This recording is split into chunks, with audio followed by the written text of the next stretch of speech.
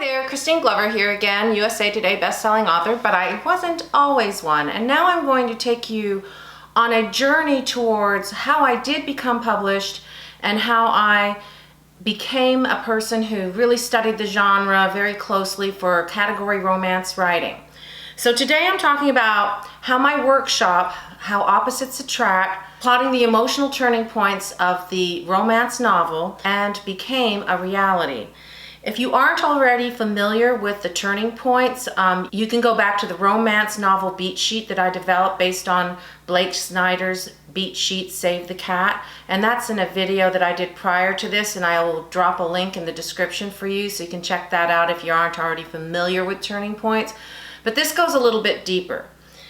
Before I go into talking about the turning points, which will be in another video, I'd like to share with you how this became to be. First of all, 2012 was a great year for me. I was getting very, very close to publication. I'm a close but no cigar kind of a girl. I never really got, the instant brass ring that some people get. I had to work very, very hard to get to where I was. And this was before self-publishing was really a big thing just yet. And there was no easy way to get there at all. And it's not easy to self-publish either. So I'm very glad that I had this opportunity to learn and grow prior to becoming published and getting that call. But it was hard. First of all, I triple finaled in a major contest and I won that with an older book of mine. It was actually the first book I ever really truly revised. It Shall Remain Forever Underneath the Bed, although I have tried to publish it a few times. And alongside that, I had the opportunity to work with an author that I had met at a RWA National Convention that offered to read the first 3 chapters of the first book that I eventually did sell to another publisher. And she liked it so much that she ended up hooking me up with her editor over at the Queen of Romance category, Harlequin Presents, and that was Melanie Milburn. And I still to this day have the letter that she wrote me. It was one of the most encouraging things I'd ever gotten it from anyone. And oops, I just lost my earring, so I'm going to stick that back in again. I might not even edit this out just so you can see how hard it is for me to be dressed like a normal person. Ha ha ha. So anyways, Melanie Milburn had really done me a solid, and here's a woman that lives all the way in Tasmania or across the planet from me, and yet she is the one person, despite my being a part of many other local chapters, who took me under her wing and brought me this extra boon. So I got to work with her editor for several months, and she was great. She gave me great advice, and I thought, oh, this is it. I'm finally going to attain the dream, because category romance, the shorter books were always what I wanted to write. I mean, I targeted Blaze, I targeted Desire, I targeted Harlequin Presents, you name it. It was just the dream for me to be able to write for this organization and to have my books published by them. I mean, I loved reading them, and I really loved trying to write them. So I worked with this editor for about 4 or 5 months and sent her the final product, and I didn't get the answer I had hoped to get. I got a dreaded rejection letter, and I'm just going to read it to you because even then, and this was in August 2012, it was probably the hardest rejection I had ever had. Dear Christine, thanks so much for sending your revised full version of, I shall not name this book.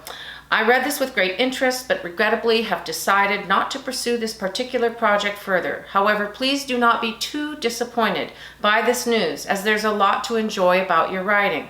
You have a pacey, dramatic voice and an instinct for sizzling dialogue. This is all great stuff to take forward to your next submission. The main concern with this particular manuscript is that the heroine should be the reader's main gateway to the story. We want to step into her shoes and experience all the highs and lows of her journey to happiness alongside her. However, I hope it's okay to be honest and say that Sarah actually seems rather weak. Ouch, that one hurt. She quickly capitulates to Alex's outrageous demands, despite the fact they tap into her deepest fears, and then actually seems to quite enjoy them. Because it's not clear why agreeing to the demands protects her sister either, ultimately the reader never really truly understands her behavior. This means she never becomes a heroine who really captures our hearts. Owie, owie, owie, owie. There was also a feeling that with the emphasis on the ins and outs of the regional U.S. television and the larger context of both characters' White House links, this story wasn't quite hitting the global tone readers come to presents for. True enough, the book that the author liked that had hooked me up with this editor to begin with was also set in America and was way more American than this one.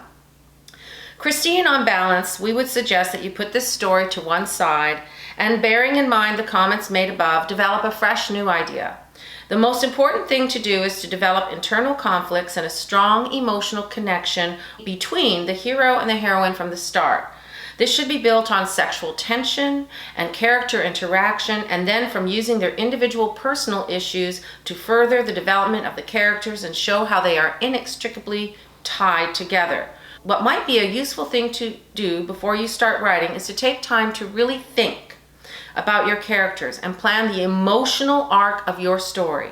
It can be useful to think about and map out their whole lives from when they were born.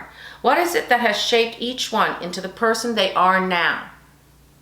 What emotional obstacles will they have to overcome and when they meet in order to be together? What are the turning points of the story going to do, positive and negative? The reader must be able to see what motivates a character to act the way they do. Every little thing has to be backed up by a believable, realistic, emotional issue. So always constantly ask why? Thinking about these things should start you off on the right track and automatically give you more emotional focus onto the story, as well as helping you to avoid inconsistencies in their personalities and character. It will also ensure readers can empathize with your hero and heroine throughout the story. We're sorry to disappoint you on this occasion, but we hope you found this experience useful. Your writing is of a promisingly high standard, and I'd really be happy to look at 3 chapters of something different. With best wishes, the editor. Well, there's a lot to like about that letter, but I'm going to be honest with you. It wasn't the letter I wanted to get, and I had a pretty big cry over it. I was so close, but she was right. Never mind that. I was pretty dejected. The demons of doubt and despair, something I talked about in my very first video, Bitchalk, really assailed me. I came as close to quitting that year than I'd ever come. It was pretty difficult. It hurt. But the truth is, she was right. I wasn't ready, and the stories that I wanted to write didn't fit with that genre of books at all. I was writing really kind of out-of-the-box heroines and trying to be funny and yet have this melodramatic edge to it, and I was all over the map in so many ways. And this was despite studying the craft for a good 7 years. It was definitely after going to many workshops, some held by Michael Haig, who is like the king of story mastery. I'll put a link to his story mastery website down below. His 6-part structure talks, I'd been to those. I'd read many books about writing the stories. I'd attended multiple workshops. This one really stung. I had come so close and I felt like a complete failure.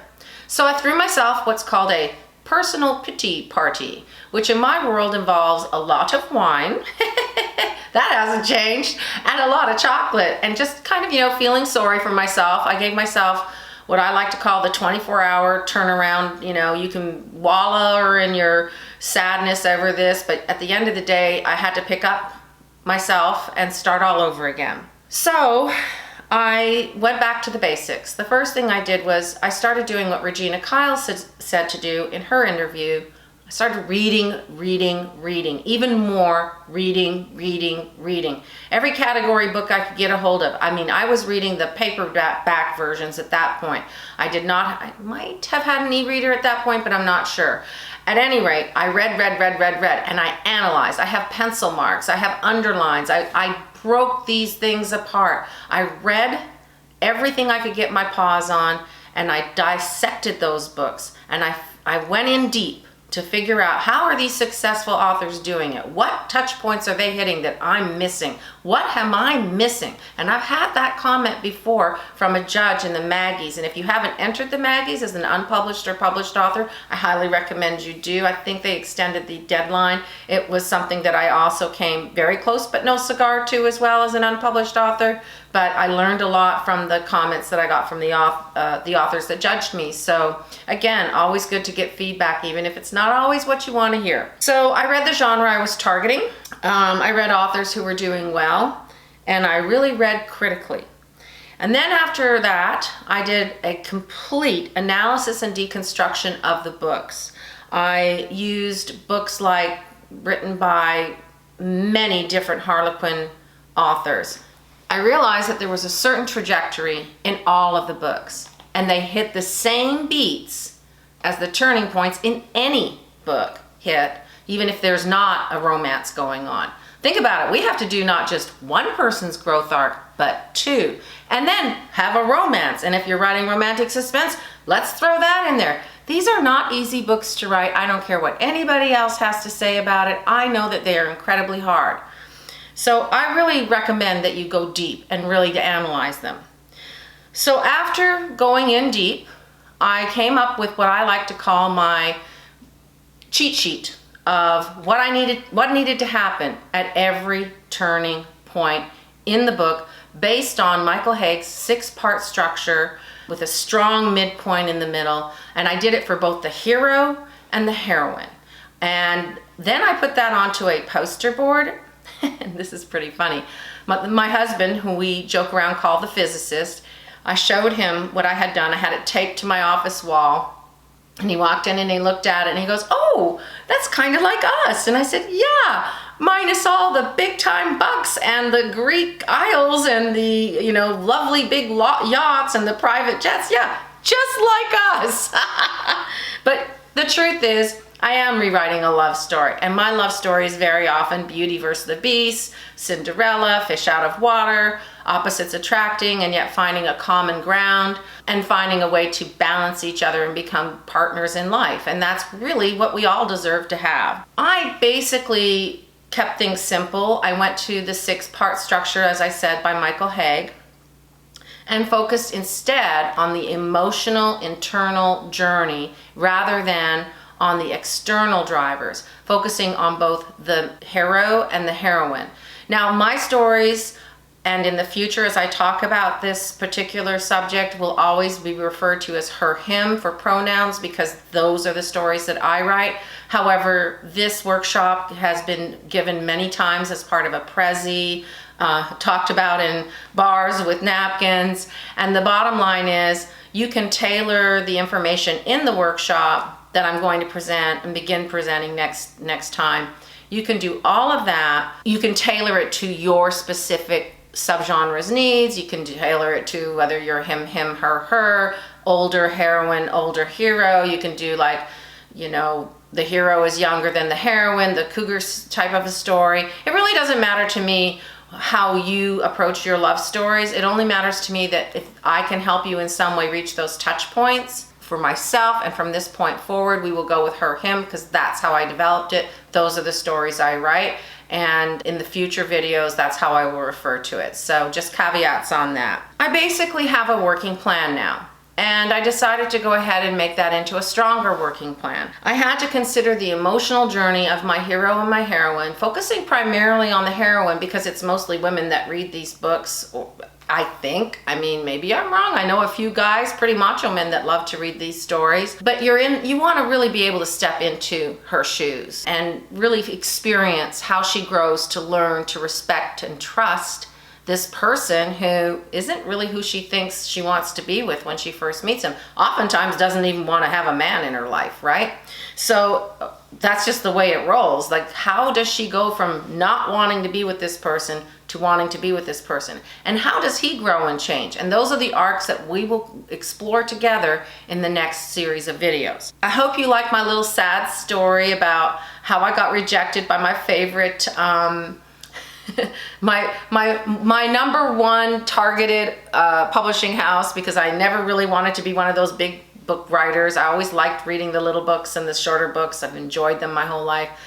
Caveats, I did end up selling the book that Melanie really loved to another publisher. Entangled Publishing gave me my first chance. 1 year later, I got the call, literally within a year. So by taking that time and learning my craft and going a little deeper and moving past the hurt, past the disappointment, past the feeling of rejection and am I ever going to get there, by pushing myself to succeed, I did. I sold a book. And then that book became a second book, and I had a couple of contracts. And then I became a USA Today best-selling author several years later, because you can't ever stop learning your craft, and every book is a challenge. So I encourage you, if you are in that position where you still feel like you're just spinning your wheels, whether it's because you got rejected by a publisher or you got, I don't know, just a really lousy reviews, or you didn't get the sales that you thought you wanted to get, that you hoped to get for all that hard work that you put into writing the stories.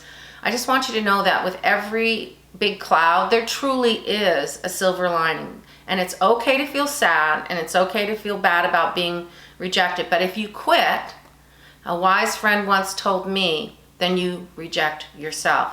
So don't reject yourself. Put yourself into it, and the next time we get together, we'll get started on how opposites attract, plotting the emotional turning points of the romance novel. I'm looking forward to starting that series with you. I really hope you enjoyed this video, and if you did, please give me a thumbs up. If you have any suggestions of books that you think would help me improve in my writing, or that you would like to share with my subscribers, please drop those ideas in the comments, and I will be sure to check them out. If you have any stories of woe and rejection and then overcoming them and then finding a sale or finding success, I'd like to hear about that too. So please, I'd love to hear from you. Comment, and I will drop whatever links I can to give you access to whatever information I have.